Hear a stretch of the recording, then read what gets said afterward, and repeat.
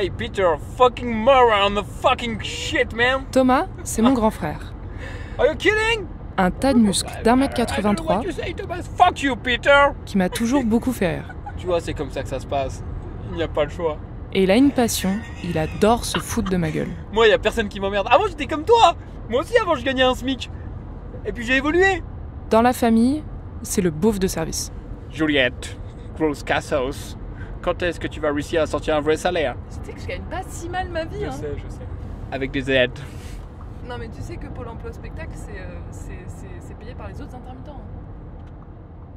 Et on complète pas, nous, Dans notre famille, il y a 10 profs, 5 ingénieurs, 4 chercheurs, 3 marionnettistes, 2 maraîchers bio, un clown DJ, un écrivain et une herboriste. Chaque Noël, on loue un grand gîte tous ensemble. En gros, l'ambiance, c'est lunettes rondes, Télérama et cuisine du monde. Des intellos de gauche, quoi. Donc du coup, est-ce que le débat c'est un cercle ou 2 cercles? Je propose que on vote à main levée. Thomas, chaque année, c'est le seul à arriver au gîte avec une grosse bagnole. Comme voiture, moi j'ai une Audi Q3 Sport. Ouais. Et avec ça, je vais te dire. Ouais, elle consomme dans les 14 litres au 100, je pense, ouais. Un gros réservoir, bien plein de pétrole. Bien plein de samplon 95. Ouais, ça on envoie du CO2. Mais tu vois ce qui est rigolo. Moi j'aime pas spécialement les grosses voitures, j'ai jamais eu de voiture déjà, à moi. C'est que des voitures de société, donc tu prends la voiture que te donne la société pour laquelle tu travailles. Et là ils nous donnent des grosses bagnoles, alors forcément moi ça me fait kiffer, mais c'est pas mon but dans la vie. Si je devais m'acheter moi-même la voiture, j'aurais tendance à faire le radin sur la voiture. Je veux un truc quand même confortable, mais sinon je prendrais une voiture, j'en sais rien, un truc... Enfin tu vois, je me suis jamais intéressé, je connaissais jamais les marques de bagnoles avant, je les regardais même pas. Voilà. La grosse Audi, ça fait tache dans la famille. Résultat, tout le monde se fout de sa gueule. Elle te traite. Maman, oui, maman, elle aime bien dire que je suis de droite. Mais c'est dans sa tête, elle aime bien, elle se dit, oh, mon fils, il est comme ça, quoi. Lui, il aime bien les belles choses, il aime bien les beaux trucs, alors que pas du tout. Pas trop. Nous deux, c'est un peu différent. On passe notre temps à discuter. Est-ce que tu me juges? Enfin, plutôt à débattre. Quand je t'ai annoncé, t'étais pas content quand je t'ai annoncé que j'avais un copain de 40 ans avec 2 enfants, hein? Ah non, ouais, non mais content, comment tu vas être content de ça? Là tu te mets dans un truc où voilà, tu vas plus galérer qu'avec quelqu'un de ton âge. T'aurais jugé? Que je chante avec une meuf de 18 ans? Bah non mais sans... Je découpe ma stagiaire comme ça, là, pam pam pam. Petite meuf un peu en perdition, cherche un papa. Non bah écoute, toi c'est non. Et puis après je la gicle dès qu'elle a 25 et puis j'en prends une de 18. Oui mais j'ai pas fait... Et puis t'applaudis toi, tu fais ouais, bravo Thomas. Sans déconner, j'aurais cherché à comprendre et je crois que je t'aurais défendu. Mais comprendre quoi? Bah j'essaierais, si t'étais vraiment Si je suis un amoureux... mec de 40 piges et que je sors avec une meuf de 20 ans, Oui, crois-moi qu'il faut pas chercher midi à 14h, c'est que j'aime bien me taper un joli petit cul qui est bien joli par rapport aux meufs de mon âge, et voilà. Aujourd'hui, j'ai 26 ans et lui 33. Je travaille dans le cinéma documentaire à Paris et lui dans le BTP dans une petite ville de montagne à la frontière suisse. Des fois je trouve des bons chantiers qui rapportent de l'argent, des fois je trouve des mauvais chantiers qui rapportent pas d'argent. Nos deux mondes sont diamétralement opposés. Enfin, tu vois bien que t'as pas fait un parcours, même dans la famille des cousins et tout ça, t'as pas fait comme tout le monde, tu vois ce que je veux dire?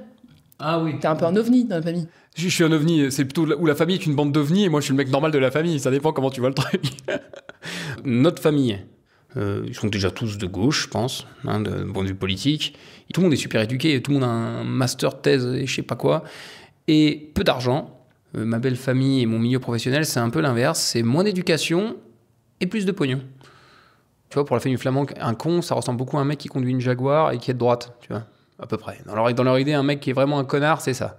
Je pense que leur bête noire, c'est un cadre d'une grosse boîte, tu vois. C'est pas tout le monde qui est comme papa à chercher que les relations entre babouins, et j'en sais rien, ils s'intéressent à la tectonique des plaques, nous on n'a rien à péter, ils comptent les plaques. Et puis il y a toi qui je sais pas, t'es allergique à la thune, hein, tu veux pas t'en approcher, je sais pas pourquoi. On est en prépa et maintenant tu tiens un micro, donc je sais pas pourquoi. Voilà, je sais pas qui est chelou au final. Bon, même s'il me met la misère en me traitant de saltimbanque, j'ai toujours cherché à l'imiter. Au collège, j'écoutais du rap, je faisais du skate et je braquais des voitures sur GTA. En vrai, je l'admire depuis que je suis toute petite. Sur mon côté gauche, mongolienne. On a une chance dans la famille, c'est que ma grand-mère nous a toujours filmés. Elle est très forte, elle est très mongolienne. Moi aussi. Des grands moments de complicité enregistrés depuis notre enfance à Lyon. Elle est très maso. Voilà la mongolienne. Voici un spécimen de mongolien là. Mes parents ont eu 3 enfants. Quentin, Thomas donc, et moi, Juliette, la petite dernière. Quand l'aîné Quentin jouait sagement avec moi, Enlève cette vilaine mouche du nez de papa ours. Bisous. Thomas, lui, me portait un amour un peu plus vigoureux. Casse-toi là. On en a rien à foutre de tes bombettes. D'ailleurs, Thomas a toujours été de bons conseils. Tiens, Juliette, prends cette boule de neige. Tu la lances sur maman. Oui. Arrête Thomas, ça c'est vraiment pas drôle. Mon père a une formule pleine de tendresse pour résumer notre fratrie. Quentin, dépêche-toi. Thomas, arrête. Juliette, ta gueule. Ah bon, Thomas, arrête. Thomas, arrête. Tu arrêtes, Thomas. Aujourd'hui, rien n'a vraiment changé.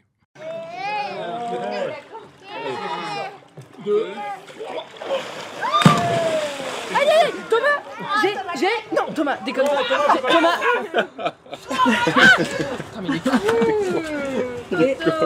Et Thomas, fais attention ta tête. Arrête. Maintenant qu'on a grandi, je me demande comment il a pu se retrouver aussi loin de notre modèle familial. Le premier cercle qui t'a décalé de la famille, du coup, c'était le rugby.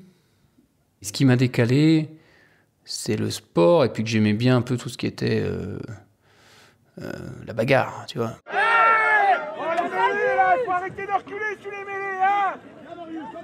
Enfin, tu vois, dans notre famille, on fait tous du sport. Mais moi, j'aimais bien les sports de contact, déjà.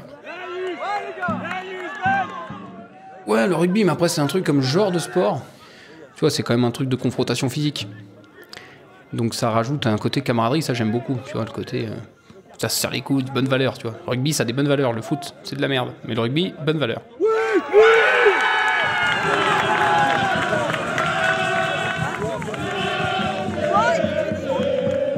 Mais c'est des bagarres codifiées, donc c'est pas des bagarres de rue, hein, c'est des bagarres...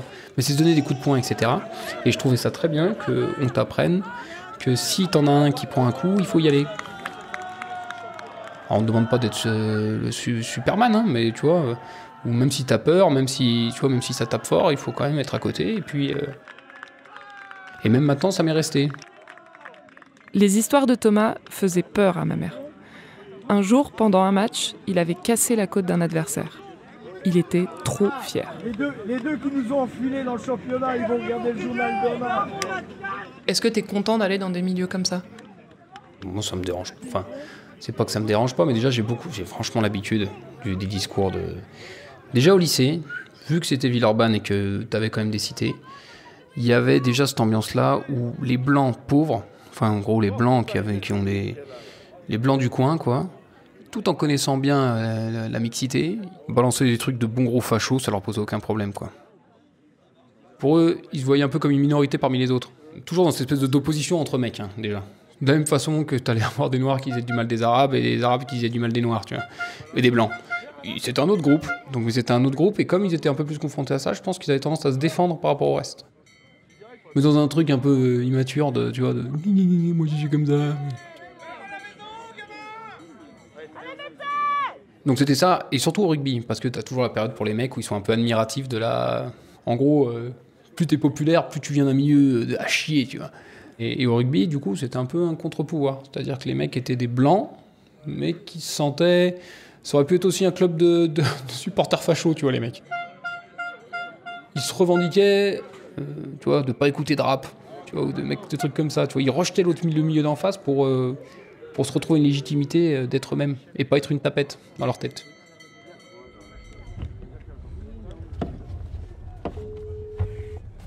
Thomas. Ouais, il y a quelqu'un sur ta place, hein. Il y a une BM. Non. Ah ouais? Ouais. Alors tu gardes Bowman. Juste après la Skoda, ouais.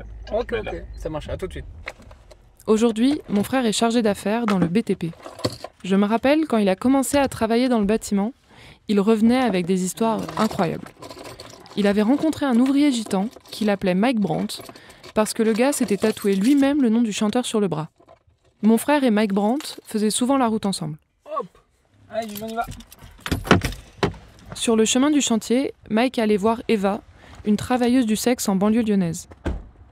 Ce monde-là, dans la famille, on préférait ne pas y penser. Mais Thomas y était confronté tous les jours. En haut, c'est bon. En bas, c'est bon. Et ça touche que là. Ouais, c'est bizarre. Mais en tout cas, tu me dis, de toute façon, ça aussi... Mais prenez pas un caoutchouc, puis moi, je l'enfile toujours. Quand je vais fermer. Ouais, mais tu sais, j'ai vu les monteurs, je vois comment ils sont. C'est pas... Ils connaissent pas bien encore. Hein. Ils savent pas trop. Qu'est-ce que... Tu nous emmènes voir vite fait, non? Non, comme tu veux, mais... Tu veux aller voir? On va voir quoi? Les cloisons? Je pose ça. Ah ouais. J'aimais bien faire des petits boulots, parce que tu vois, j'avais un peu la bougeotte. J'aimais bien faire des trucs. Donc après, avec les petits boulots, ou avec, tu vois, quand je faisais la sécurité dans les stades, ou après j'avais fait le BAFA, je travaillais à McDo, et puis après, dès que je suis rentré dans le bâtiment, j'ai fait beaucoup de métiers d'ouvrier. J'ai fait façadier, j'ai fait en tant que manœuvre, hein, donc tu as quelqu'un qui connaît le métier, et puis tu fais avec lui. Et j'ai fait beaucoup les toitures aussi.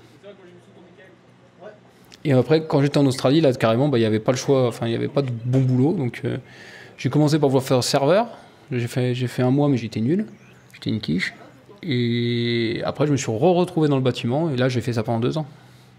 Du forage, faire des trous, poser du placo, ce genre de trucs-là. Mais bon, à travers les expériences professionnelles, quand ça te sort du cadre de l'école, tu rencontres un tas de gens. Et puis moi, j'aimais bien le côté, ça t'ouvre l'esprit de voir des gens qui pensent différemment.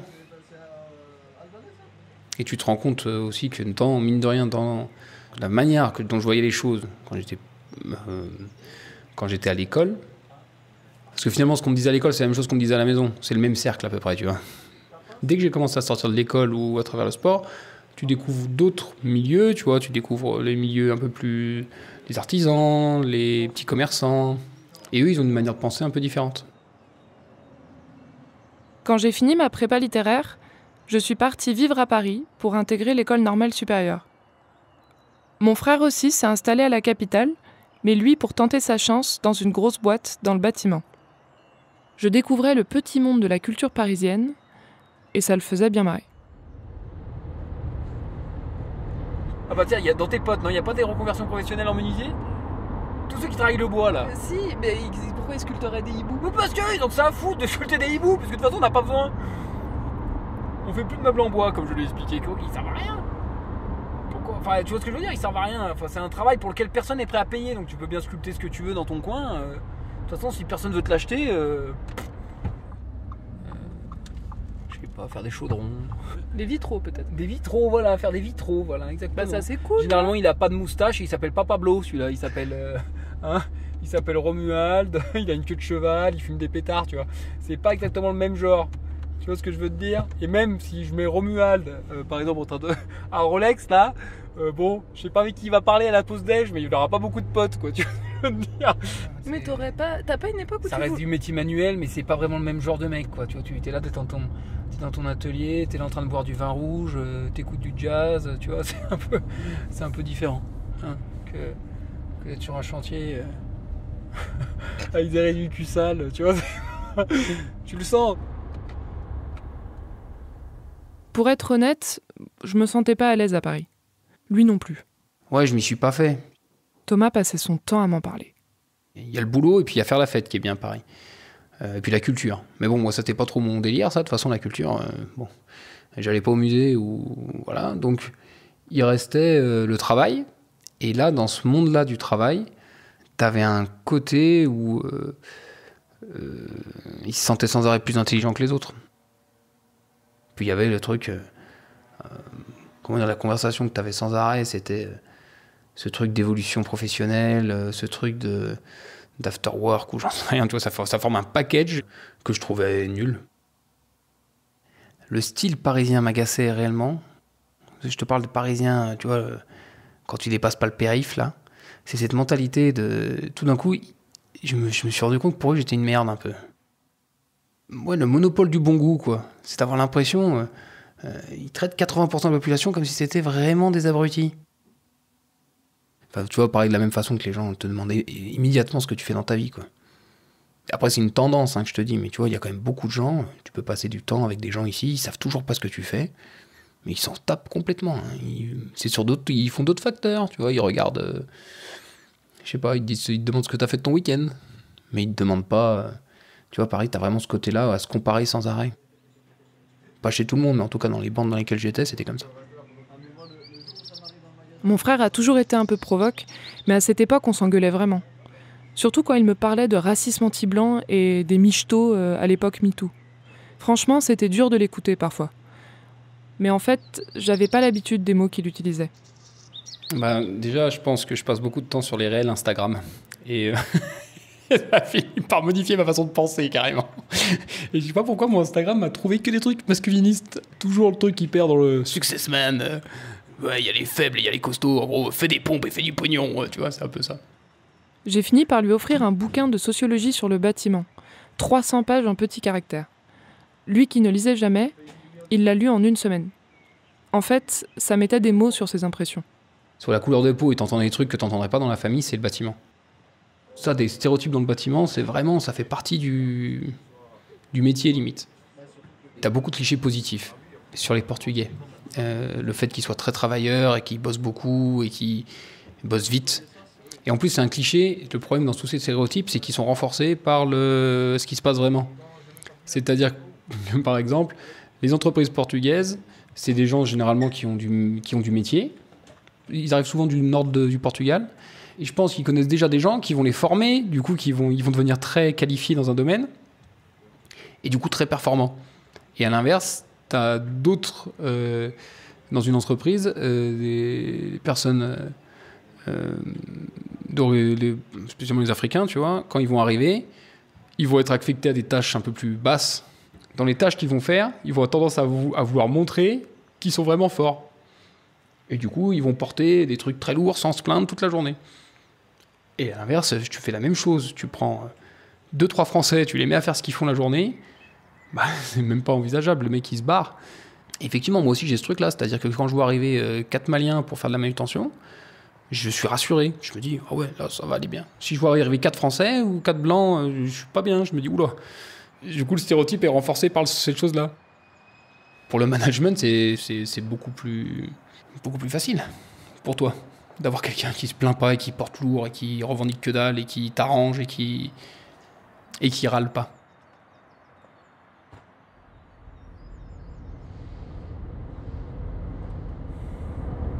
Moi j'ai tendance à admirer un petit peu les gens qui au moins ont un savoir-faire technique, quoi. Donc là, par exemple, tu dirais quoi? Tu dirais que je t'ai observé faire toute la journée ou tu dirais que j'ai un savoir-faire technique avec mon micro? Est-ce que j'admire pour autant le fait que tu tiennes le micro après avoir fait une prépa? Je sais pas. Pourtant, tu es parti sur les chapeaux de roue. Juliette, t'as un compte épargne pauvre, épargne populaire. C'est le livret d'épargne populaire. Livret d'épargne populaire, Juliette. Qu'est-ce qui s'est passé, bordel? Je t'ai mis au lycée du Parc, t'étais là, t'étais en prépa. Bah, je te rappelle que quand j'étais en prépa, t'écrivais sur mes... c'est vrai. De toute façon, ça ne sert à rien. Je n'aurai jamais le NS. J'ai marqué. Ah oui, passe à côté de sa jeunesse, est-ce que ça en vaut la peine? Bah alors là, je vais te dire, en tout cas, je trouve que maintenant, j'en fais du sacrifice pour le travail, tu vois. Pas spécialement, c'est pas spécialement dur et tout. Mais pourquoi, là? Ah, le pognon. Franchement, le pognon. Vu qu'on a une famille un peu fonctionnaire, bourgeois, petit cadre, t'aurais très bien pu faire un truc genre école d'architecte. Alors, ils m'ont recalé, l'école d'architecte. De base, c'est ce que je voulais faire. Ah oui, ça va. Et maintenant, quand je vois à peu près ce que c'est, les après, c'est une déformation professionnelle, mais je les vois un peu comme des pines d'huîtres. De la même façon que moi, ils me voient comme un espèce de gros bourrin, quoi, tu vois. La dame était bébé, je retourne les merguez. T'apprends à faire le barbecue, toi? Tiens, là, tu c'est pas facile dans le cul, tu peux tout. Mais peut-être avec ça, c'est plus facile. C'est l'Inde. T'attrapes. Ça, par contre, je pense que c'est bon. Même pour grand-mère, je pense que c'est bon, ça. La famille. Ils ont beau être ouverts, au final, ils sont très fermés avec une catégorie, c'est les beaufs. Ils détestent ça. Pas éduqués français, c'est tout ce qu'ils font, ils aiment pas. La motocross, regarder la Formule 1, tout ça pour eux, c'est un truc de... tu vois, ça leur va pas du tout, quoi. Ils s'en moquent. Ils jettent ça, quoi. Hein, et ils te le font sentir. T'as des meufs qui vont aimer, par exemple, pour qui faire femme au foyer, c'est plutôt une réussite, tu vois. Quand de base, t'as pas énormément d'argent, quand t'es pas éduqué dans toute cette culture un peu, tu vois, il faut faire des grandes choses dans ta vie. Et ben, à l'inverse, être une femme au foyer, c'est un truc classe pour elle. Ça prouve que, bah oui, bah moi, mon mec gagne suffisamment d'argent et j'ai pas besoin de travailler. Bah pour ça, dans la famille, tu lâches ça, pour eux, t'es une mongole, quoi. Hein. Pas loin. Mais du coup, bah, quand tu pointes quelqu'un qui est comme ça dans ta famille, bah, elle se sent pas spécialement à son aise, quoi. Parce qu'ils vont lui rejeter tout ce qu'elle est. J'ai compris que Thomas passait son temps à parler de classe sociale. En fait, derrière ces mots de gros bourrin, il y a de fines intuitions. Intellectuel de gauche, il n'y a pas dans mes potes. C'est plutôt l'ambiance jeune entrepreneur. Alors que je trouve que, moi, pour le coup, j'essaye d'avoir un petit peu des idées un peu qui changent de la norme. Tu vois, je n'ai pas l'impression de ressembler avec ceux avec qui je bosse, par exemple. Ils sont plutôt de droite, mais même pas tellement. Hein. Ils votent même pas. Extrême droite. Plus de l'extrême droite, à la limite. Mais extrême droite, pas méchant non plus, tu vois, ils s'en foutent un peu. Je peux dire que les gens, ils sont de quel parti s'ils votent pas, je sais pas. Mais ils trouvent ça cool, ou ils aiment bien, j'en sais rien, ils aiment bien celui qui passe bien à la télé, quoi, tu vois. Pognon, surtout. Même pas idées, c'est pas trop les idées, tu vois. Macron, ils aiment bien, je pense. Tous, tu vois.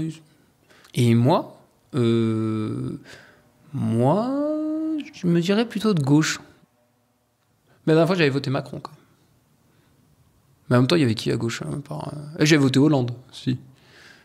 Mais de toute façon, en gros, du moment que ça reste au milieu, moi, ça me va, à peu près, quoi. Tu vois, gauche, droite, à peu près. Et droite, je préfère pas parce qu'après, je vais me fâcher avec ma famille, donc ça sert à rien. Tu vois, ça sert à rien d'avoir le courage de ses idées, tu vois. Déjà, je m'en bats un peu les couilles. Bon, faut aller voter parce que voilà. Mais honnêtement, de toute façon, c'est pas le président qui décide de grand-chose, non. C'est Google qui décide, si tu veux. Google, Amazon et... tu vois, c'est eux qui font un peu ce qu'ils veulent. Franchement, moi, je suis pour la répartition des richesses. Moi, j'aime bien que les gens, au contraire, moi, j'aime bien la valeur travail, tu vois. Genre, le travail ramène de l'argent et c'est bien. Il faut s'occuper de toi aussi quand t'es malade et tout, tu vois. Moi, j'aime bien le principe qu'il y ait beaucoup d'impôts, quand même. Et que ça soit pas le capitalisme qui décide. Ça m'intéresse pas d'être au-dessus des autres, moi, je m'en fous. Mais par contre, j'aime bien habiter dans un endroit cool et pouvoir faire des vacances. Moi, j'aime bien, tu vois. Moi, dans ma tête, ça serait plus avoir du pognon pour voyager, tu vois, pouvoir prendre soin de tout le monde, tu vois, m'acheter plus tard une grande baraque à la montagne où je peux accueillir toute la famille, tu vois. C'est vrai que la loi elle connerie, il y avait beaucoup de bruit, en fait c'était la loi Macron, il a préféré mettre le nom de la sous-secrétaire pour l'abri. Oui, non, mais j'ai pris l'habitude de cacher mes idées. Je cache mes idées dans n'importe quel endroit. Je cache mes idées à la maison et puis je cache mes idées aussi avec les autres. Enfin, mes idées, je les cache, je les transpire si tu veux, mais je fuis tout débat. Sauf avec toi et avec... ça va, quand je suis en confiance, tu vois, avec Alexandra, heureusement que je vais pas me mettre à... Mais après, mes idées changent aussi sans arrêt, tu vois ce que je veux te dire. C'est plus facile de coller bien une case et bien faire tout ce qu'il faut dedans, comme ça tu rentres dans le groupe beaucoup plus facilement. Quand t'es un peu à part partout, bah t'es un peu à part partout, quoi. Mais je pense que ça fait ça à plein de gens, mais je pense que voilà. T'en as, tu vois, c'est à peu près clair. Alors je sais pas s'ils se forcent à avoir les idées de leur endroit, mais tu vois, c'est... ça, dans la famille, je trouve qu'il y a beaucoup de gens qui collent totalement avec là où ils sont, quoi. Enfin, les jugements, le fait, justement, toutes ces phrases que tu dis, genre de beauf, tout ça, où on dit ça t'a affecté quand même un jour, non? Enfin, ça fait chier, enfin, moi, ça me... Pas trop, hein. J'écoute pas trop. Des fois, quand c'est vraiment trop, tu vois, ça m'affecte, tu vois, quand c'est des gens que j'aime, ou voilà, et qu'on dit de la merde sur eux, mais comme on peut dire de la merde sur toi aussi, hein. Parce que t'es marié? Non, t'as des gamins? Ah, elle part un mois dans un camion avec un mec aux États-Unis. Ah ouais, tu vois. Pour certains, t'as un Sarwell et tu pues et tu... Mais dans les deux cas, quand c'est trop quand ça attaque trop dans un sens ou dans l'autre, ça m'embête. Enfin, ça me blesse, quoi. Je me dis, oh, c'est bon. En fait, des remarques qui pourraient blesser Thomas, j'en entends tous les jours. Et ça me met en rage à chaque fois. Quand je suis entrée à l'ENS, j'ai choisi d'étudier la sociologie. Et maintenant, je travaille dans le documentaire. Je me demande si tout ça, inconsciemment, c'était pas un moyen de défendre mon grand frère. Une façon de mieux le comprendre. Et peut-être même de l'imiter, avec ses fulgurances de sociologue amateur. Un peu comme à l'époque où j'essayais de le suivre dans les hors-pistes en snowboard. Il filait toujours devant, mais il revenait pour m'aider à sortir de la poudreuse. Toi, t'écoutes des gens, toi? Moi, je t'écoute tout le temps, en vrai. Mais après, ça me... Le problème, c'est que ça me brusque, quoi. Chaque fois, tu me dis des trucs, ça me bouge, mais après, j'y pense, je suis là, j'intègre et tout, tu vois. Genre, peut-être t'es mon grand frère, quoi. Donc, quand tu me dis un truc, je suis là, ah ouais, merde, machin, j'avais pas pensé, ah, tout ça. Tu vois, je t'écoute. Après, ça veut pas dire que je fais pas mes choix. Tu vois bien que j'ai pas fait comme toi. Si je t'écoutais vraiment, je serais en train de, t'as dit quoi, représentant commercial de cosmétiques, quoi. Ouais. Et je passe ma journée, Thomas, à dire... Mon frère, il m'a dit que... Et là, mon frère, et gna gna gna. Tu vois?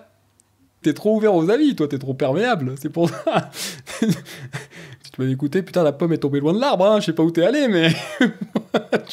Si tu m'écoutais un peu, tu serais pas en train de te faire bolos pour des histoires de 200 balles. Hein.